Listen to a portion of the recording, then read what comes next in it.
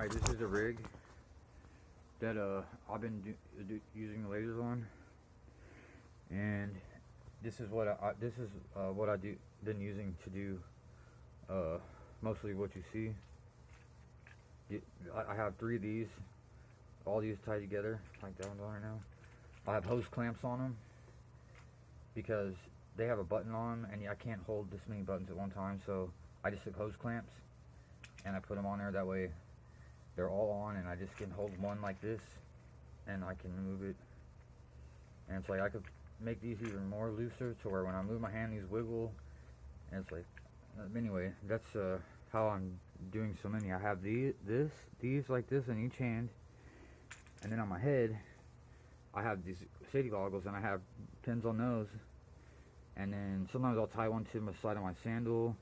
You can put them on, you can do whatever. It's all like, if you can move that many things, it's not easy to move that many things in different ways at one time, but it's possible to actually move your, like I've done it before, or I've been doing it. So I move my foot, my head, and all my hands all in a different direction, but I also keep them together that way.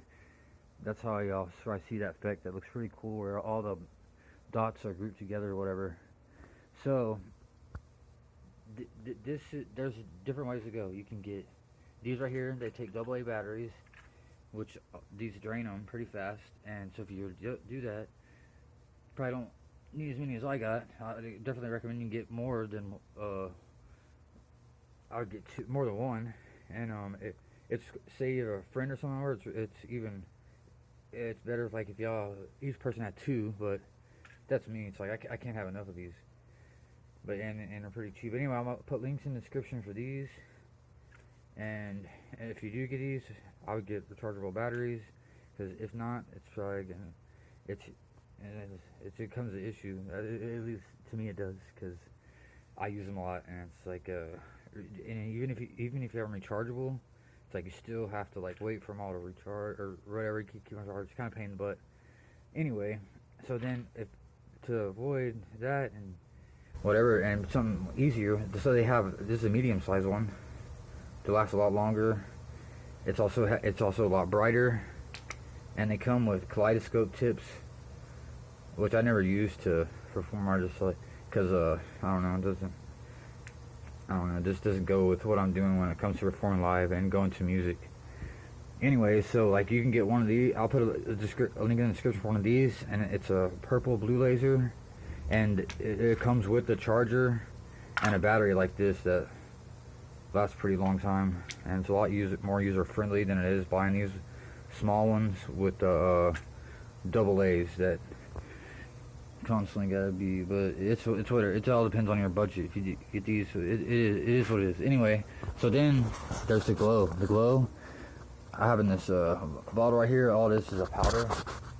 It's a pigment powder that I mix with something that's called a sealer bonder, and a sealer bonder, I mix it with a sealer bonder, and I use this sealer bonder stuff because it pretty much sticks to whatever material you have, and it doesn't have a sheen when it dries. And you don't want you don't want to use the high gloss, semi gloss, anything glossy, because the gloss, it actually reflects the laser away. It doesn't reflect all the laser away, but it reflects a lot of it, and you don't have a really good vibrant lines. They're actually so anything you want to get something that's flat, and that way it absorbs the light as much as possible. And I will put links in the descriptions for the pigment. I will put links for small packages in case you just want to do something small, and then I'll put and different colors. There's a lot of different colors. I'll put links in the description for small packages, and then I'll put links for bigger packages. It's like they sell by the grams, by the ounces. And so to do 2 canvases this size, I would say probably a good half ounce. Like I'll probably put more than I'll probably mix this stuff up and probably put 4 or 5 coats of the same stuff over there, because the way this pigment is, when you mix it with the paint, you can't like mix this. You can't have this pigment. You can't put enough of this pigment into the paint and then put it on anything and get the results you want, because the pigment, the amount of pigment you need to get to have it really stick out the way I do is like it's too much for the paint. It dries out the paint and it just makes it into this like muck. So you actually just want to have a really you want to use your pigment and you want to mix it with paint, and you want to have it to be pretty thinned out, and plan on doing like multiple coats, because if not, it's a headache. I've been there, and it is what it is. Like it's like you can see, alright, but yeah. It's like it's like harder.